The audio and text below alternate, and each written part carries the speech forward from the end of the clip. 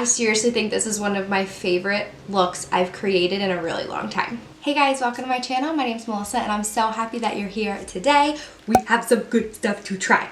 I have some brand new to me products to try. I am finally giving Laure Los Angeles a go and reviewing her products. I have an eyeshadow palette, a highlighting palette, and a liquid lip to try, so I'm just gonna dive right in. Okay, so let's just get right to it. I'm so excited. So this is the Nudie Patootie eyeshadow palette. So I'm gonna insert some swatches while I talk about these shadows. We have 14 pressed shadows here, and let me tell you, I was shook when I saw the metallic and shimmer shades. I already know I need one of these metallics on my eye today, and I'm so excited. These swatched so well. Onto the highlighting palette. This is the glazed palette. She does have two highlighting palettes. Oh my goodness. There's a glazed and I think a bronze, so it's for, you know, lighter skin tone, darker skin tone. And this is the glazed highlighting palette. Swatched, I think these are beautiful. I like a good highlighting palette that will genuinely give me some colors that I could travel with. Again, I'm always thinking about what can I travel with because I always want to travel lightly, so I'm hoping these win in that category. The bundle that I purchased also came with a liquid lip, so I am super excited to try it. It is more on the mauve side. It is definitely not my normal go-to with lips. It is Jaybird. It's a matte liquid lip. I generally don't go for liquid lips at all. So let's just dive right in and play and see what we can come up with. Interestingly enough, the shadow that I needed to have on my eye is this Jaybird foiled shadow right here, and it is the same name as the liquid lip. So I think that's what we're gonna do. I'm gonna center my eye look around that and really just try and see what we can come up with. I'm actually filming. This is video 1 of 3 filming today, so I'm gonna try and keep this neutral, which is why I was really excited that I was playing with a neutral palette. Okay, so there's actually not a lot of kickback in the pan, which personally to me I don't really care about. I'm going in with Streaking, which is this shade right here, and a Morphe blender. This is the M330, and I am just placing that as a transitional shade right in my crease. I'm learning as I'm playing with more color, and I actually just bought a whole bunch of body paint to do some fun full face transformations. The importance of a transition shade. So a transition shade is very skin tone-esque.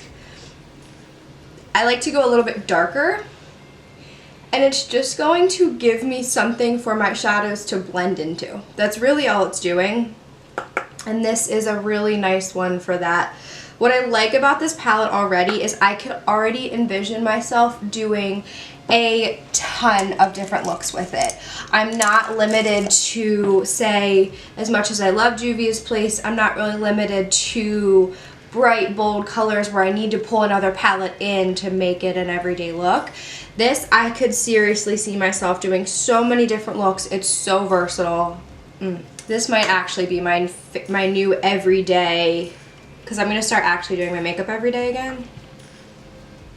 Because I'm like losing my momentum with my motivation at work, and I feel like if I just put the time in and I actually get ready for work in the morning, it might help me. Don't be afraid, guys, when you're experimenting and you want to build a look around one specific shadow, re-swatch them, throw some on your, like, dip your finger in the shadows. I always have a makeup removing wipe right next to me so I can do that. I've run into the situation way too many times where, you know, you dip your brush in a shadow, you put it on your eye, and you're like, oh dear, that is definitely not going to give me the look I was looking for. And now I'm stuck with it. So I'm putting Butt Naked right in the outer third to deepen up that crease, and that is this shade right here, which is right next to the shade that I'm building my entire look on. I'm using just a nice crease brush. It's like a nice, small, dense brush to really get that pigment exactly where I want it.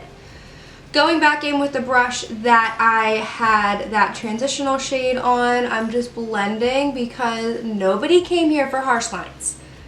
I've been through that, done it, I'm not gonna do it anymore. Also guys, if you're new to my channel, definitely hit that subscribe button and ring the bell for notification. We are on the quest for my first 500 subscribers and I am so excited. I'm very new to the journey and I'm learning as I go. And I'm trying to not be afraid to make mistakes, but you know, I'm impatient. But it is really all about enjoying the journey and just loving what you're doing. And that's what I'm doing, so I guess I'm succeeding. I'm just lightly bringing in that butt naked shade. I love the shade names. I did not say that yet. We have stark, undress, topless, streaking, uncover, strip, bare, exposed, au naturel, reveal, jaybird, butt naked, buff, and naked naked. I feel like I'm going back to my ColourPop video where I like express how uncomfortable certain shade names make me feel when I say them on my channel. And Laura, this is performing beautifully, but I'm a little uncomfortable. I'm gonna pause for a minute and give a little status update. This palette is so good, and I'm really mad that I waited this long to try it. So there is zero patchiness whatsoever. I have no fallout on my skin yet. I haven't played with a foiled or shimmer shadow yet. I'm gonna start with a foil shadow today and then maybe try shimmers another day. But it is blending out so beautifully, and like guys, this is why I love playing with makeup that's made by influencers, because they've tried so much and they've put the time in and they know what doesn't work and they know what they don't like. So if you generally like what Laura Lee does with her channel, you're probably gonna like this. I'm so excited. It's time. Going in with Jaybird on my index finger. If you've been following me, I don't like to use brushes for this step.